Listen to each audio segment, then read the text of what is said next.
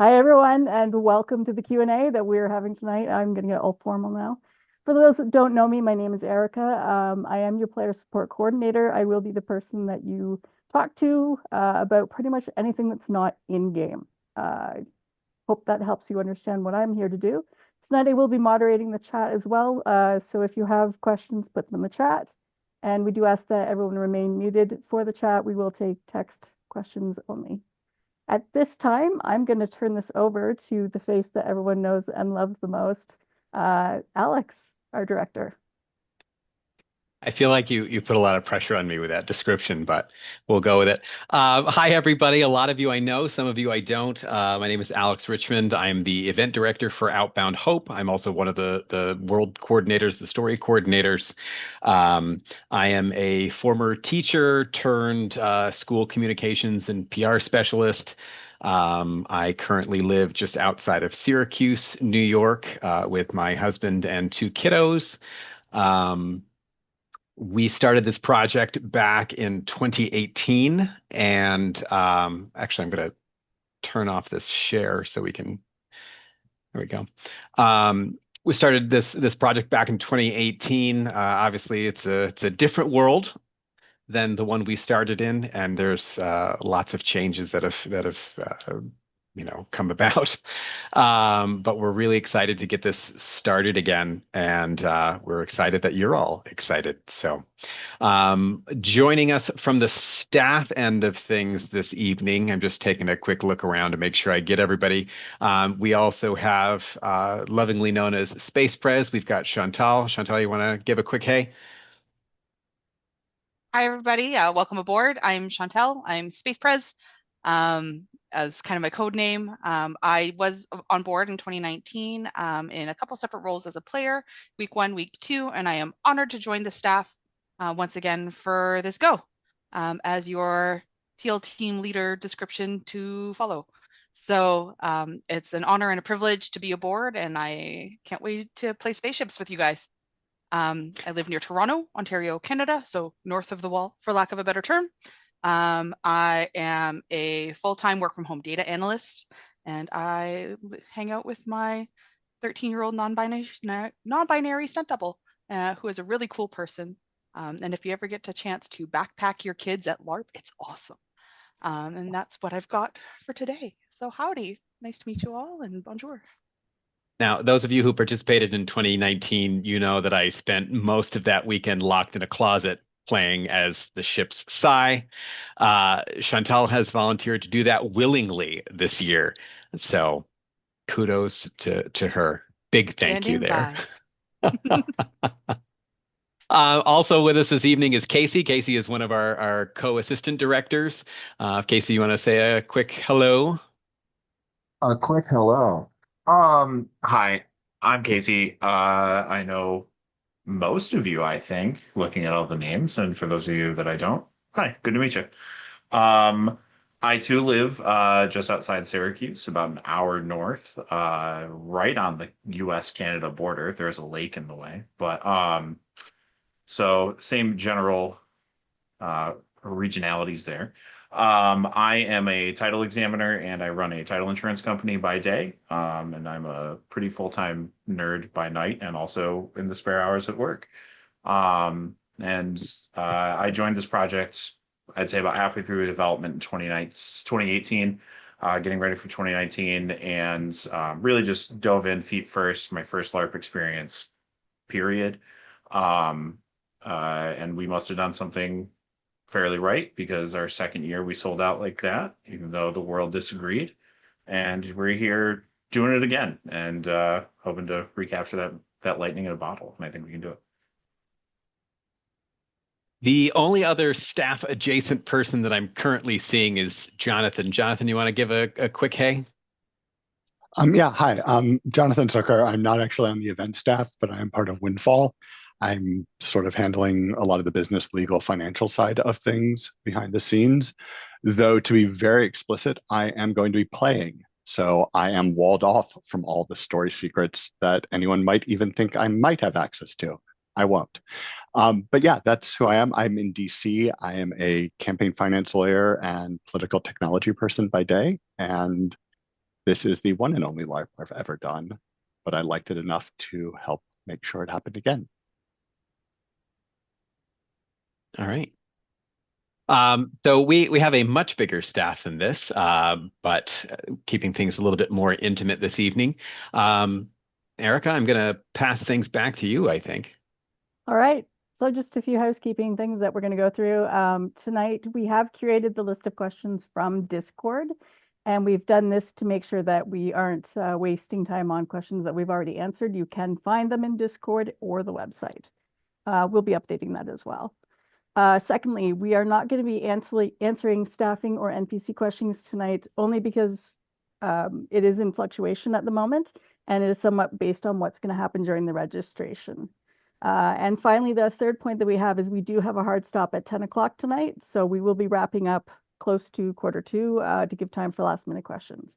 So while we're going through this list of questions, if you have a question that you would like to have answered, drop it in the chat, and I will include it once we're done the list that we've curated. So with that, we're going to get started. And I'm just going to throw it open with Kayleen's question of what time exactly on July 4th does registration open? Is it 12:01 a.m. Eastern? Will we spam the button, or is it a set time later in the day? Alex? I feel like I'm gonna end up answering a lot of these, so that's okay. So we like 7 p.m. Eastern time. We don't know why. We just one of those things. And particularly for people who might have things going on July 4th, celebrations and parties and whatnot. I think we're gonna keep 7 p.m. as our go-to, so 7 p.m. Eastern time. And again, just keep in mind as far as registration goes, that'll be open to all former players. First, just because obviously what happened in 2020 and then 2021 and then 2022 was a tremendous problem that was beyond anybody's control, but we want to make sure that we do say thank you to those people for continuing to support us. And that'll be on July 4th. And then the following week, we'll open things up to new folks. And then again, the following week after that, I don't have a calendar in front of me, so I don't remember the dates exactly, but it's all on the registration page. The week after that will allow people to open it up for a second character if that's something that they want to do, like a 2 weekend sort of shtick. But Kayleen, to answer your question, 7 o'clock p.m. Eastern time will be our go-to. Plus, that lets us sort out a lot of our little issues that always show up for registration. But we are using a very different means of registration this year, so things will all go through our website. But we are not, as we have done previously, using a third-party booking system like Fair Harbor and whatnot, like we have in the past. Those were clunky and honestly quite expensive, both for us and for you guys. If you remember all those awful fees and whatnot, they were just trash. So moving forward. Perfect. Sorry, did not mean to cut you off. No, you're good. David R., what time on Thursday is check-in? Does game start? And what time does it end? Should we plan to fly in on Wednesday to be there on time? All right. So this is one of those questions that I'm gonna say may change between now and then. But the current plan is that we'll open up registration at 11 a.m. Now we're working with some local businesses to potentially move registration, or excuse me, not registration, sign-in off ship. Particularly, we're looking at the possibility, and again, this is all a possibility, and we're working on these details right now. But we are hoping that we can potentially get some commercial space for a short-term period at the mall that's very close to the Edson, so people can check in and then have the opportunity to kind of float around before we start tutorials, hopefully at 4 p.m. We'd like to do all the tutorials with everybody together as far as like safety and protocol and all that kind of stuff. Then potentially feed people there and then move you over to the ship, either with the shuttle or in your own vehicles if you want to do that, with the idea that as soon as we step on board, we're in character. Now, there will be additional tutorials that will happen once we're on the ship, but we'd like to keep those in character as well. So it will be very much the new crew coming aboard the ship, beginning to check out their spaces and what they're going to be doing and things like that. And of course, you'll be working with the GMs, but we'll be in character too, so we can kind of show you things from that perspective, which we think will be a lot of fun. Again, that's pretty tenuous at this point, but currently. We're letting people know that we're going to open up registration at, I keep saying registration, I'm so sorry. We're opening up sign in rather at 11, and then we'll actually be tutorial start at 4 p.m., potentially at this site B. Now, if we can't get that, obviously this will all change and we'll just do things aboard the Edson like we typically do, possibly even in a tent outside. But those are details that we're still hardening right now.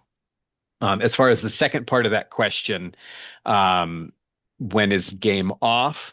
We're going to stick with pretty traditionally what we've done in the past, where we'll have game off at noon on Sunday, and then we'll do kind of a wrap up farewell bleed workshops for those who want to, and also lunch between noon and 1. So hopefully that gives people a sense of the timeline. Um, the I think there's a third part to that question, correct, Erica? Yeah, Should the we third part plan? is, should we fly in on Wednesday? Yeah, that's an option. Um, the the only thing to keep in mind with flying in Wednesday is there's not going to be a lot of word from us as staff, because Wednesday is also when staff is getting there, staff is getting organized, and we're also doing all of our last minute setup stuff. So will people be able to come on board the ship and things like that? The answer is going to be no. We do have full control of the Edson from Tuesday of that week through the day we clean up and leave. So even if you just kind of like wanted to drift in as a visitor, you won't be able to. So if you can get there on Wednesday, absolutely, that's fantastic, and we'll even try and help you, extend a hotel stay or whatnot. But there's not going to be scheduled activities, at least at this time, for anybody who's there early, because Wednesday is our Wednesday's busiest our hell day. day. Yes. Wednesday is our hell day. Yes, for anyone Yeah. that knows theater, Wednesday is hell day. All right, so Ian had a question that we did kind of answer in there as well about workshops and safety procedures. So I'm going to leave that. Joshua is asking, Actually, I Oh, I'm sorry. can I Go ahead. pick on that for just a second though? So, I'm kind of looking over Erica's shoulder because I have her questions here too. But Ian had wondered, what workshops and safety procedures do we have? The goal is that as much as possible that applies to everyone, we'll try and do in a collective space. So things like safety, things like consent, things like just a crash course through the rules, just to remind people. Also, one of the things that we've traditionally done, both for Outbound and other games that we've run, is to just do a quick recap of world lore. People tend to find that helpful. Just, oh yeah, I forgot that whole Bifrost Gate thing. Oh yeah. um, so we'll probably handle a lot of that kind of stuff together. And then once we break off for those separate sessions, medical will go off with the medical GM, crew will go off with the crew GM, CivGov, and so forth. And then we'll do a lot of those tutorials that are going to be much more specific to you and your character. And like I said earlier, we're hoping that those are actually in character. Sorry for cutting you off on that. That was actually No, really no. good information to include. I just wanted to clarify that. So My bad. All right. Joshua is asking, what's the shower situation like? In another phrasing, will we need to speed shower or is there ample access to water, hot water for a brief refresh? Casey, you want to take this one so I'm not the only one talking? Yeah. So a little insider info here. Alex and I went out and visited the Edson once they had come out of their winterization mode, so we could actually see it as it will be for game. And unlike the first run, they have working showers on board the Edson as well as working bathrooms. Fantastic. And Alex was so excited about the bathrooms. He marked where I all of was them thrilled. are I on have the a map. and then he shared them all to the story team who hasn't yet visited the ship. Um, And if anybody is a big fan of Rocko's Modern Life, like I am, and they remember the episode where they hire the beaver to remodel the house and he turns every room into a bathroom, it was a lot like watching Alex go through that. Just kitchens and bathroom and bedrooms and bathroom and closet and bathroom. But yeah, as far as the showers go, there's still, I believe, Alex, we still have access to the showers that are in the building off of the Edson. Um, to be frank, those are the nicer showers because they're not on a 1950s decommissioned naval destroyer. However, I believe there are four working lavatories that each have at least two shower heads in them, if not more. And they're all across the main deck and then the second, the first lower deck. They're so if anybody attended the first years, there is a working bathroom and shower head over where the I keep wanting to say captain's quarters, and that's not right. The staterooms, where the staterooms are, and then again for our first time players, it won't mean much for newbies. But if you remember where Red Mike's and the bar were, there's a large bathroom there that has, I believe, 4 or 5 different shower heads as well as different toilets and privacy access and stuff like that. So, as far as your access to them and if you'll be able to take a quick shower, I would say quicker is probably better. We anticipate having over 100 people on board the ship, with a game on time at 8 a.m. And game off time at midnight. So, um, a lot of people to shower in those off hours. If you're looking to have a hot, Sorry. To Casey's comment though about game on, game off. One of the things that we're trying really, really, really hard to incorporate for everyone this year is that you are going to have solid like off shift time. So we're planning on a 3-phase rotation of you have 2 shifts on, 1 shift off kind of thing. So there will be also time during all of that where if you need to just go and have a power nap or a shower or whatever, you're going to have the ability to do that. So don't feel like you have to get up at 5 a.m. just so that you can take a shower. You can also do it during your downtown or downtime later. Now, if all hell breaks loose and you get a all hands on deck call during your downtime, we apologize. But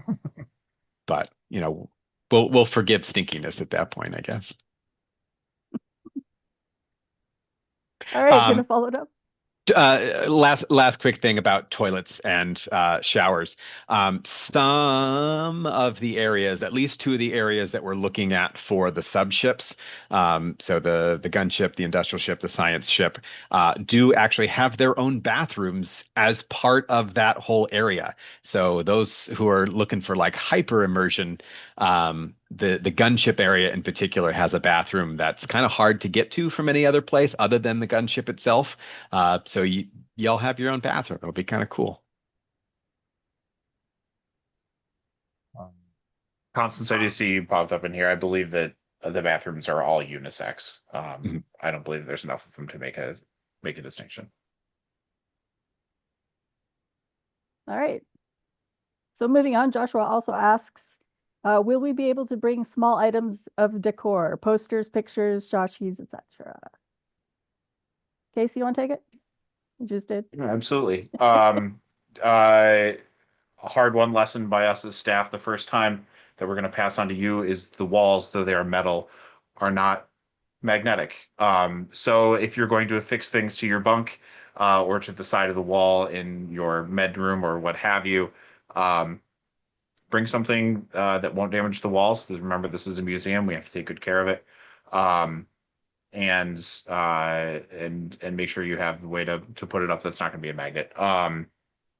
As far as small, personal items, we're going to be providing you with an in-character locker as well as an out-of-character locker. So if you do have something that's very, important to you as a person, keep in your out-of-character locker. Those are going to be treated as though, nobody's going to be going into those. And if they are, they will be dealt with appropriately. As opposed to your in-character locker, which is intended to be lock-pickable or break-inable or all those fun things. So just make sure that you know what your little tchotchkes and things you want to bring with you, where those sit with you, if they're an in-character or out-of-character item. and put them up accordingly. But we have no reason to say no to any of that. The only things that we would say don't bring, anything that resembles like a LARP style weapon. All in-game weapons will be provided by staff, and we don't want to have any sort of gray area where somebody brings their favorite LARP knife and it's not an approved weapon for the game, and so on and so forth. So. And obviously things that are like too overtly out of game, political, religious, things like that, just because we don't want to disrupt people's sense of immersion. I would actually go as far as to argue that I'd love to see people bring stuff, particularly in, again, going back to those sub ships. I I would even, and Casey may cringe a little bit at this. I would even feel comfortable with letting the industrial ship people come a little bit earlier, just to kind of set up their space, because they are going to be civilians and it is something that's supposed to be lived in. But that's a thing we'll reach out to the civies for. So No cringe here. I think that's a good idea. Well, speaking of the subship roster signups, Peter's asking how that works. Does one person sign up for everyone on the proposed team on July 2nd, or does each team member sign up mentioning who else is on their team? Do they mention what subship roles they want at roster sign up? Do they say if they have a potential team already discussed, or will be determined by the player surveys? Sorry. there's a lot to this question, so Yes. I'll start from the top. So all things subship are going to go out on July 2nd. We'll put out a survey. We're going to ask that one person per crew fill it out. You're going to need the name and contact information of all 6 or 3 people involved.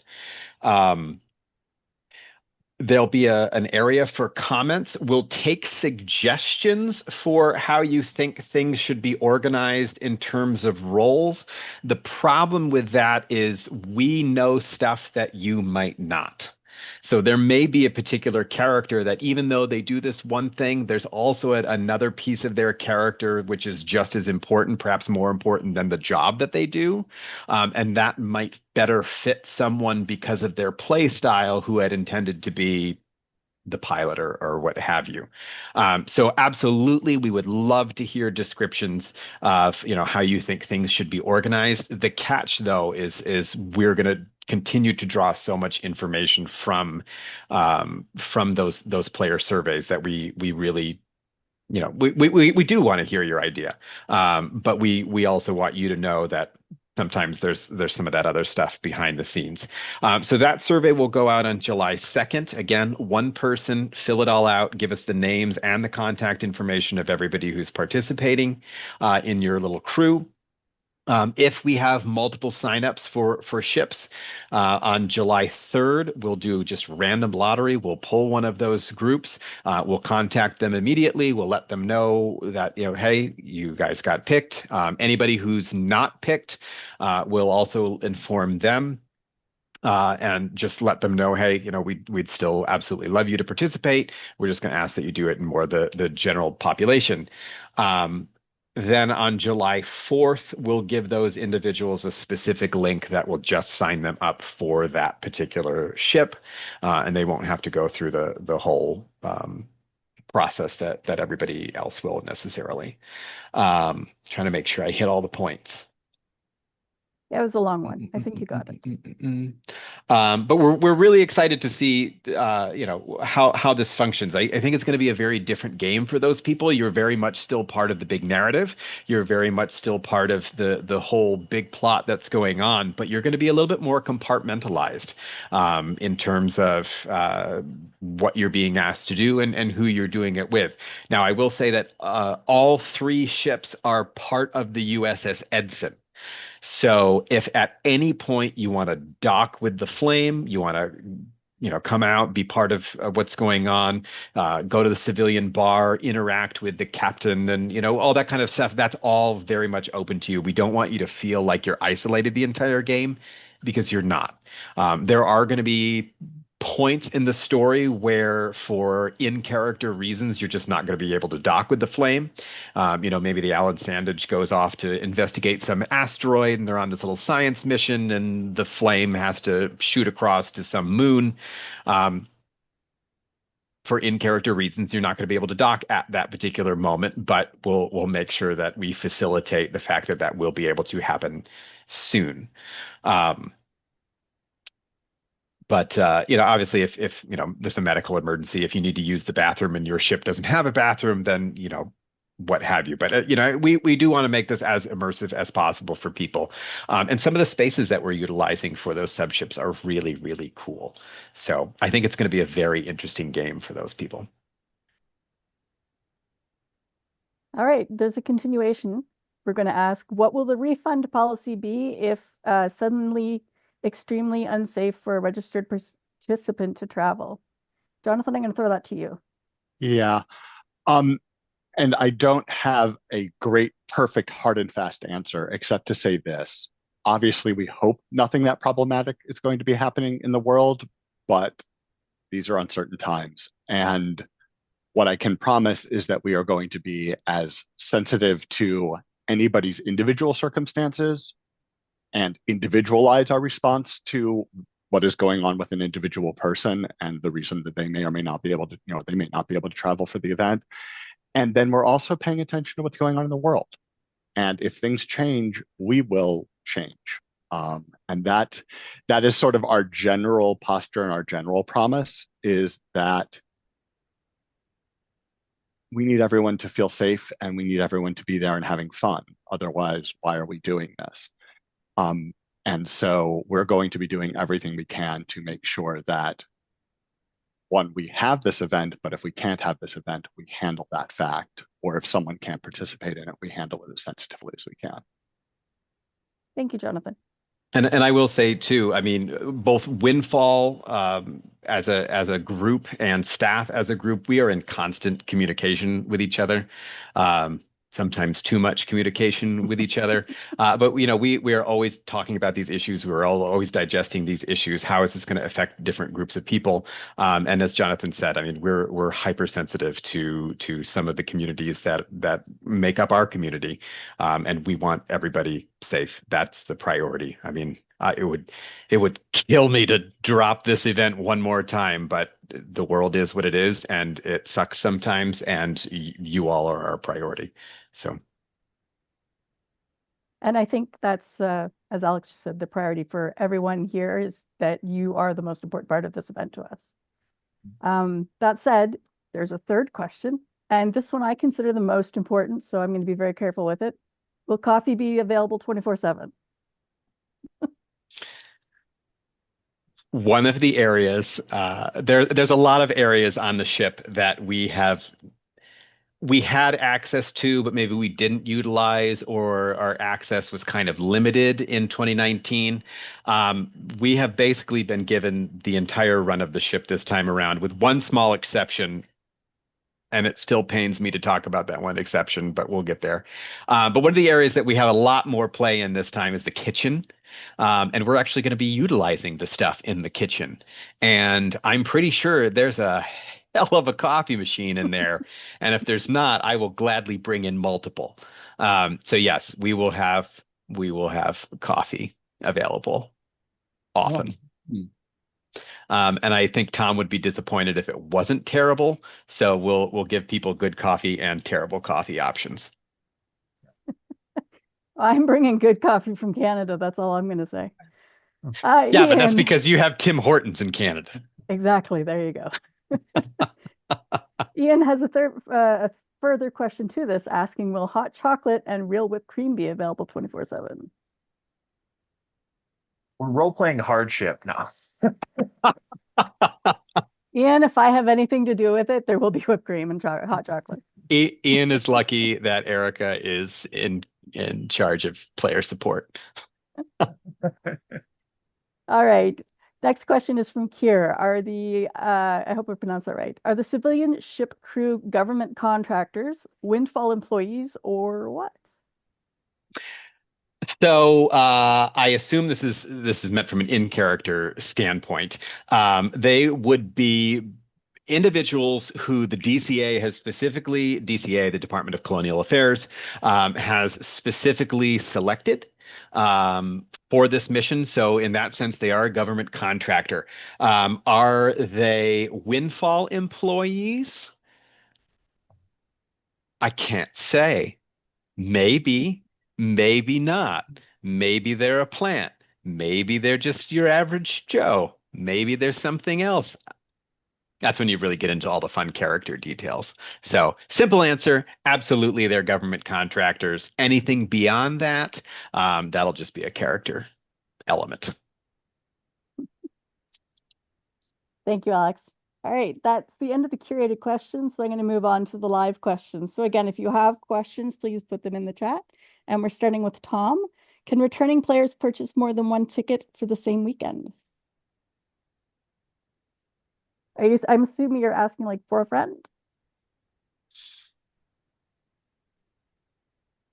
You can hop in, Tom. Yeah, so my son wants to play this year, and I want to get a ticket for him, and I just want to make sure that I get one. I don't know that we've talked about that as an organization. I'm going to write myself a note. We can take it offline, Alex, if you want, but Yeah, no, it's a good question that I probably should I have mean, an I answer don't to. think it's appropriate for somebody to buy 10 tickets and then sell them on eBay, but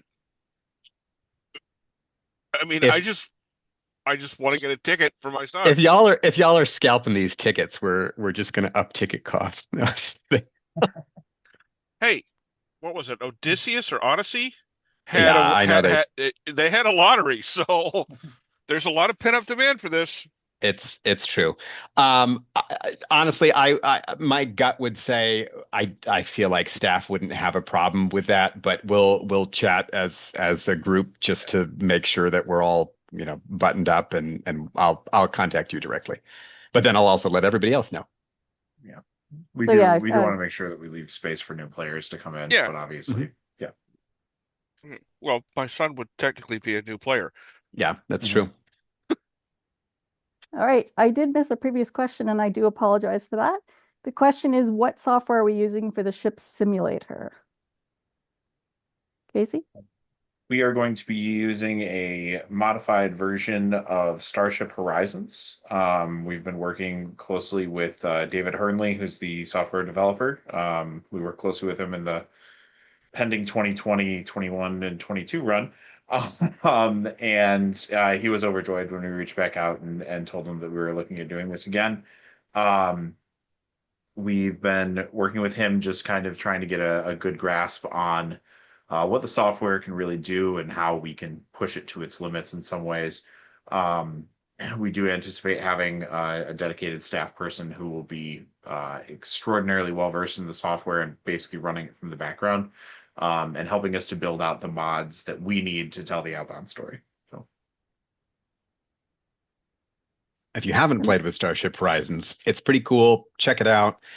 Definitely, get your beak wet with it, but also keep in mind that ours will be modified and certain elements will be in different screens and things like that. So, but that's that kind of stuff we're hoping to get a lot more information to players about, particularly those who are going to be involved in those roles, actually using it. We'll get that information out to people before the event. I'm just going to break yeah. the order. Go ahead. Sorry, go ahead. Me. Yeah. Our current goal, and again, this can move, so don't hold me to it. But our current goal is for any character who will be interacting with Starship Horizons a lot. When they receive their character packet, they'll receive some sort of tutorial on the software that they'll be using, kind of showing what those different screens are, where they can find different things to acquaint themselves. And then obviously in our in-character tutorials would be, let's say I bring the bridge crew on board and I would make sure that everybody is familiar and comfortable with their software before I make my in-character exit and return as the janitor. So we've had a lot of follow-up questions. Sorry to cut you off again, Casey. I do that. No, I was done. All right, excellent. The follow-up question is it first come, first serve, or are people signing up differently? It's been asked multiple times here. So yeah, I mean on July 4th, like I said, that will be exclusively for returning players. They'll have basically you'll be able to pick from whatever. It will unfortunately be first come, first served. It's the way that we've done it in the past. We've toyed with other options. We haven't really liked any of them. But yes, we'll give those returning players a week to get themselves up there somewhere. Then we'll open that up to new folk, and then finally, like I said, we'll open up a third wave of people who want to potentially register for a second time. If there's some issue, we'll let people know about it beforehand. But at this point, basically, even if we had remarkable returning player numbers, there should be plenty of space for new folks in probably just about every category. So, I've had people ask me how can I be more likely to get a spot, especially as a new player. I think the best answer to that is flexibility. I understand that certainly schedules play into things, but if you're the kind of person who can go either weekend, or if you have multiple classes that maybe you might be interested in, those are all good things to try and keep in mind. Just going to keep on the ticket roll for the moment. Will tickets be payable in lump sums or installments? Jonathan? The answer is going to be basically both. He's so glad he showed up. I'm going to throw all this at him. No, exactly. Well, I know the answers. So to keep things simple for us logistically up front and to get us off of the annoying kinds of software platforms we've been on in the past, at registration, you are going to simply put down a $100 deposit. That is to reserve your spot. That is all we're really going to expect or require of anyone at that point in time. However, very shortly thereafter, we will give people the option of basically paying some or all of the rest of it. We have some general policies. The simplest thing to say is everything is due 60 days before the event. There's a 90-day window. Unfortunately, off the top of my head, not remembering the exact number there, but it's all going to be in writing. We're going to share it with you, and we will give you payment links that are specific to you that will allow you to pay off your, pay in full or pay it off over time, whichever really works better for you. Thank you, Jonathan. I'm going to go back to the original order here. So we're going to go back to Gawain, and this is how will character creation be handled? Will they be pre-rolled or more free-made like they were in Starfall? So this was a design choice that we made back in 2018 for the 2019 event. The location of the Edson kind of changes how we have to organize the game from the logistical back end. People who aren't really familiar with like a blockbuster style LARP, and you're more familiar with maybe like a campaign, kind of a weekend sort of thing. I always like to throw out the idea of, well, you can always just throw orcs out of the woods. We can't do that on a ship like this because it is so enclosed. So it's very important that we pre-script a lot of plot for your character as you walk in. So from a design perspective, this is a little bit about behind the curtain. Each character that is created, you'll get a character packet that will have an overall profile. It includes some essential statistics, your career history, a little bit of a psych profile that will just give a few suggestions as far as personality goes.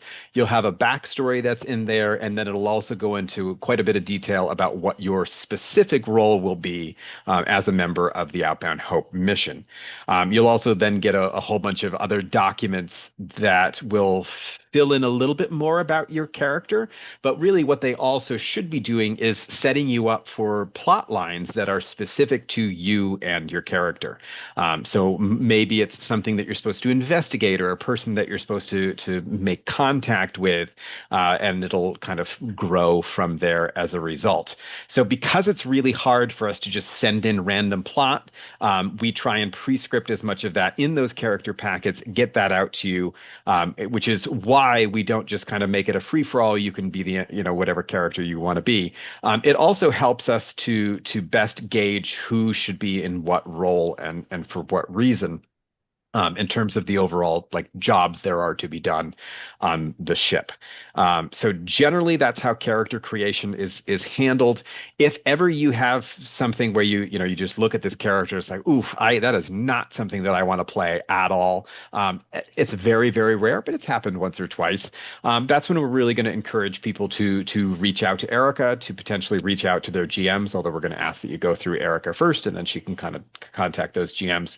And then we work together and we massage those things. It's just important that we as the GMs have some control so that we can give you that full experience that's going to involve all that other stuff.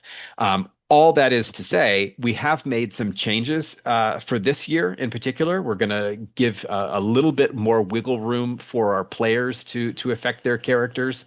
Some of those are fairly simple. We're not going to be giving people first names anymore. We're just going to give you a letter, and you get to come up with whatever your first name is, just to kind of make it your own, which is something that's simple and silly. But the people that we've talked to have really kind of liked that idea. We're also going to write all characters completely gender neutral, so that it'll fit with whoever it is that's playing.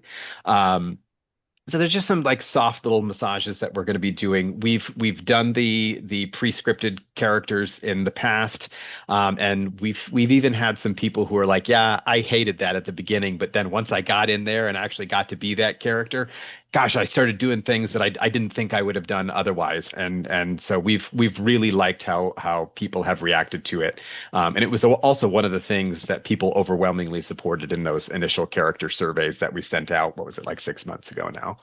So. All right, we have a lot of questions and not a lot of time left, so I'm going to kind of try to hop through these a little quicker. Constance is asking, on the topic of foods, what's the food situation like, and is there scheduled meal times, or is food available as necessary? That's really a neat question, but I don't know the answer It yet. Alex? is. Oh, I can answer it fine. So we do have scheduled meal times. Each of those meal times are for an hour long. So if for whatever reason you've got some RP that you want to wrap up or whatnot, you don't have to be there right at noon. As far as what kind of availability outside of those times, like I said, we do have access to the kitchen. We are going to have constant snacks and drinks and things like that that are available to people. Also, as part of your character survey, excuse me, your player survey, I'm sorry, that you'll fill out after registration. Actually, I think you'll get those surveys. I think our timeline says in September. But we do ask about people's dietary restrictions, preferences, all that kind of stuff, so that we make sure that things are going to be accommodated. On our end, food is happening a little bit differently this time in terms of who's handling it. So we'll have more eyes on all of that information to make sure that everybody's needs are met. And I'm trying to answer faster. Yes, So there and you as go. Alex said, if you have any concerns about any of that stuff, come to me at first, and I will help you out. If I can't, I'll get you to someone who can. I'm gonna skip over some of the registrations because we kind of covered those. We will go into more detail on the website. Ian wants to know about wildcard classes. Can you tell us about those? Wild cards are just fun.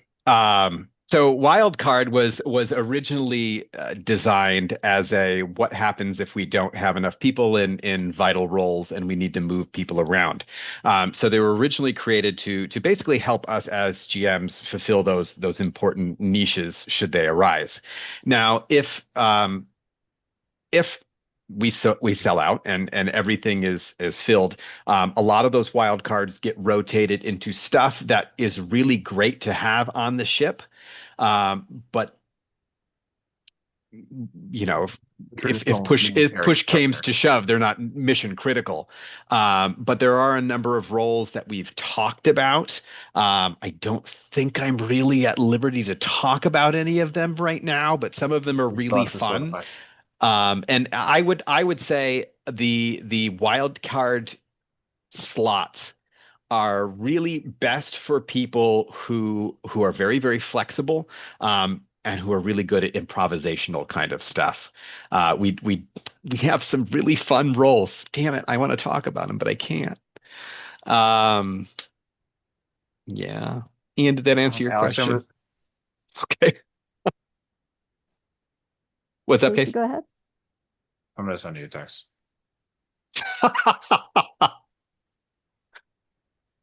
All right, I'm going to move on while they're doing that.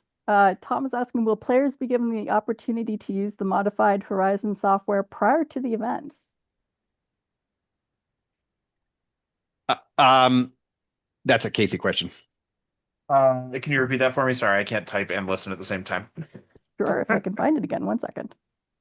It is, will players be given an opportunity to use the modified Horizon software prior to the event? Okay, so a goal of ours, that is not a promise yet because it will be time intensive and I don't want to promise anything from our story team before I fully get the commitment from them. But what I, as an assistant director, would like to see is us reaching out to our players who will be utilizing this system and doing an online pre-scheduled Discord tutorial for a couple of hours where, again, we'll say that I'm in charge of the bridge. I'll run the bridge crew through it. So you'll get a basic tutorial, you'll get to see what the screens look like. You're not going to become an expert, but hopefully you'll hit the ground running when we actually get to game and have it. That is a big goal of mine to make sure that we can do that. I can't 100% promise it because it does require a lot from people that are not me and they're not here to speak for themselves. But that's the pie in the sky goal. So.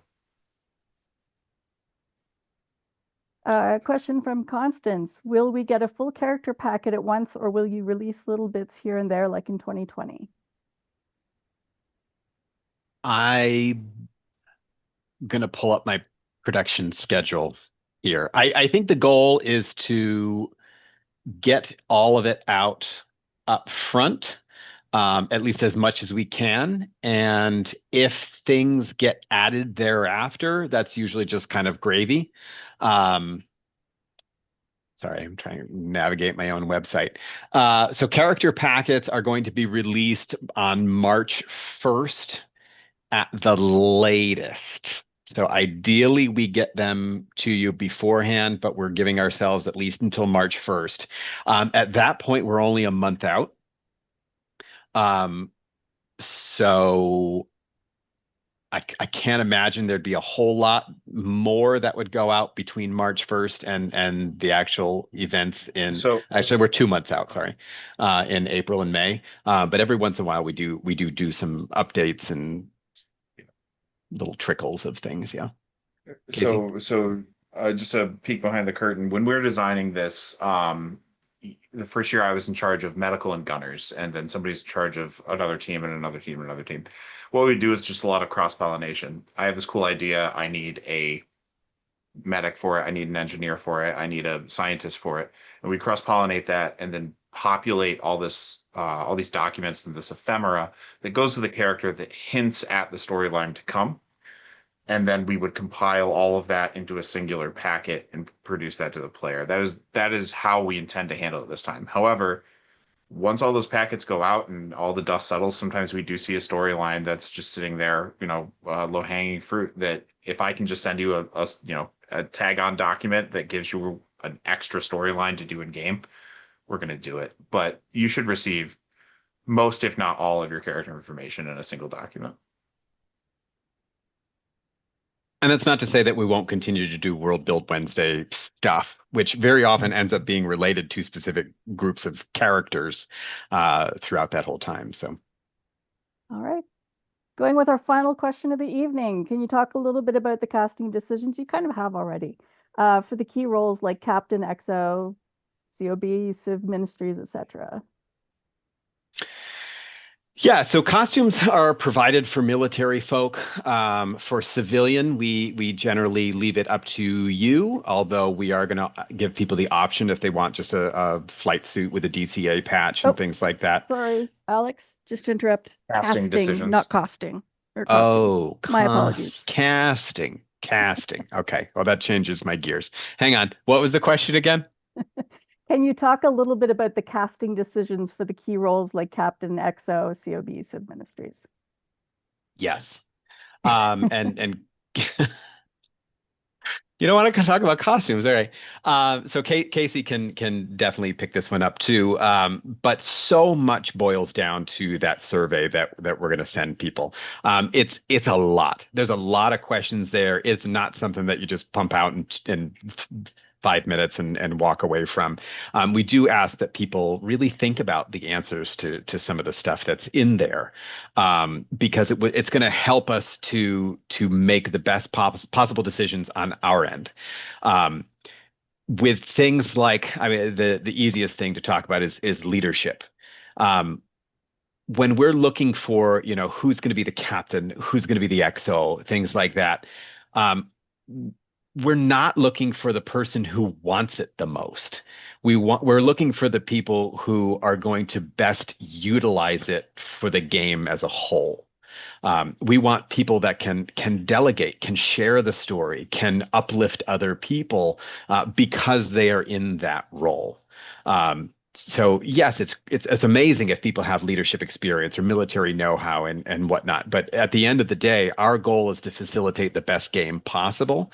And so those are the kinds of cues that we're going to be looking for through the data that you give us. And then obviously there's all sorts of, preferential things. If you're not a super outgoing person and you don't want to be a super outgoing character, we're not gonna put you in those kind of roles. So we're looking for everyone's best interests and also your own. Casey, do you want to piggyback off of that at all? Um, I mean, really, just to reiterate it, when we get those surveys, that's the first time and the second time that I had to go through it. That was a week of my life, just really diving in and trying to understand who this player is, what they want out of this experience, and where we can put them to not only make sure that they have the best experience ever, but that they're amplifying the experience of the people around them. Um, it can't be overstated how important that is because that's how we get to know you, and that's how we assign where we think you'll fit in our game. Um, and so yeah, just to reiterate what Alex said, we really look for players that don't necessarily want to be the captain or the chief medical officer or the chief engineer. We're looking for people who understand kind of fundamentally how to engage a player who's not sure how to engage the story or how to, people that can step up in that way. And Chantal, you wrote some characters in the Doomed season 2. Anything that you would add? Um, I mean, we've changed how we're doing it now than compared to how we did it for the original season 1/season 2 kind of run up. I think what I like about the most about our change to how we're choosing leadership roles, in contrast to year one where you signed up for command, and so what you wanted to do was be in command. We, the change that we've made that I love so much is we're pulling from the pool of engineering tickets our chief engineer. So we're picking someone who wanted to be in engineering in the first place. In medical, we're picking someone that wanted to be in medical for the first place in the first place. So we know whoever our chief scientist is wants to do the science. We're putting people where they're passionate and just, making the best experience, I think, for everybody based on where they already want to be. So I think it's going to be really cool. Um, I will also just tag in and say that I mean, who doesn't want to be the captain? Who doesn't want to be the XO? Who doesn't want to be the chief of a department? That's cool. But from my own personal experience watching people play this game, the people who I saw really down in the dirt having the most fun are your entry level low ranked people. The ones that are getting the order to run to the other side of the ship and fix the damn problem. They're the ones who really had fun. So I know it's sexy to be a commanding officer, but I mean if I had my druthers, I think I'd pick pick relatively low in the ranking. Just because I do feel like you get your hands dirty, you get into more stories, you get into more trouble. Killian, I'm looking specifically at you for this. um, go and help the Marines. Screw it. They just need the help. You're not in command.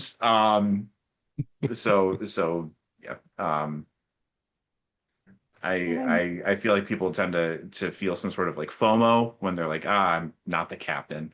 But I really think that once you play the game, that's not where the fun is. I And hate to cut this off, and I'm going to interrupt you, Alex. Go ahead. all Say right. your point. You got 10 Um, seconds. I know, but now I forgot it. Oh, okay. So the other thing to keep in mind too is we all the GMs, all the writing team folk who have we have a general idea of who's doing what at this point, but it could change. We've all got an idea of like where what kind of characters we generally want to see. I'll be handling CivGov this year, so I've got a general structure of, okay, well, I need this person, this person, and this person. But I fully anticipate that that's going to change based on the individuals who sign up and the information that they give us. And we want that to be the case. We want you all and your preferences to weigh in tremendously on this story that we're telling. You're telling this story as much as we are. We're just doing it from different angles. And so I think we've said a lot of things about this, but it's all super important. Give us the truth. Give us those those things that you've really thought about when it comes to that player survey. And I think we can all make this shine all the brighter. And on that note, we are at 10 o'clock, folks, so we are going to close the doors. I would like to take a moment on behalf of the staff to thank you for joining us, and we look forward to seeing you on the ship. Yeah, and if you continue to have questions, we do have that channel open on Discord that ask the team. I moderate Discord obsessively, and so does Erica. We both have a problem, so one of us will see it, and we'll get to it as soon as we can. So, thanks all. Hey, Thanks, Bye. everybody. Paraspora. Ad Astra. I'm I already saw a few unmuted. mouths move. I I'm saw a late. few mouths I'm move. late. Bye, everyone. Bye.